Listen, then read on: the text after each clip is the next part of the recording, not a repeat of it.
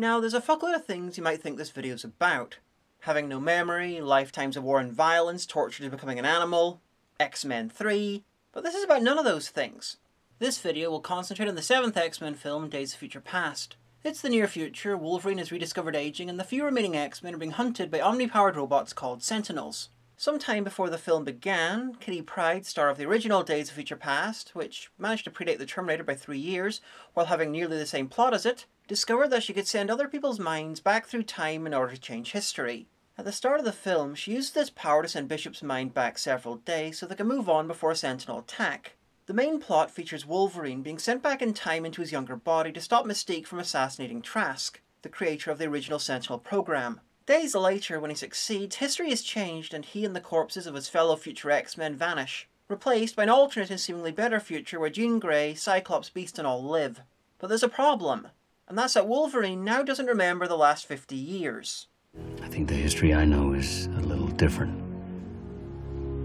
Welcome back. The poor Wolverine of the title is the guy who's just been destroyed and replaced by the original timeline's Wolverine. Think about it this way, this alternate Wolverine hasn't just died but ceased to exist.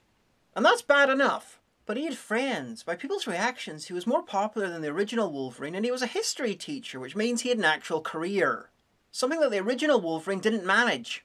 In short, just by going from the tiny bits we see, this alternate Wolverine had made much more of his life than the original. Yes, the future was better for everyone in general, but we don't know how much of that was due to the actions taken by this alternate Wolverine. His experience of having his mind hijacked could have changed him and created some serious ripples.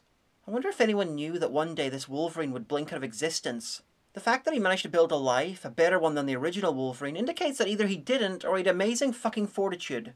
But was this side effect known? Did Bishop suddenly have his mind replaced by an alternate version of himself and his timeline cut up with the moment Kitty Pryde sent him back? I guess so, but the differences with him are that he knew that might happen, and his friends only had to deal with a few days' difference between their Bishop and the alternate one.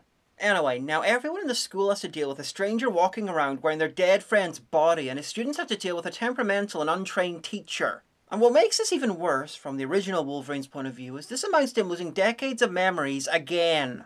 Something that really fucking traumatized him the first time. And now he has to deal with the loss of his friends, having decades of memories that are wrong, and piles of confusion that'll come with that. This whole thing is fucking horrible. This isn't a happy ending. It's one of the most tragic endings a superhero film ever had. I understand what they were going for with the ending, but they didn't think it through. I personally would have just left the ending open, end the film with what happened in the 70s, and do without the coda in the alternate future. Just sidestep the whole problem.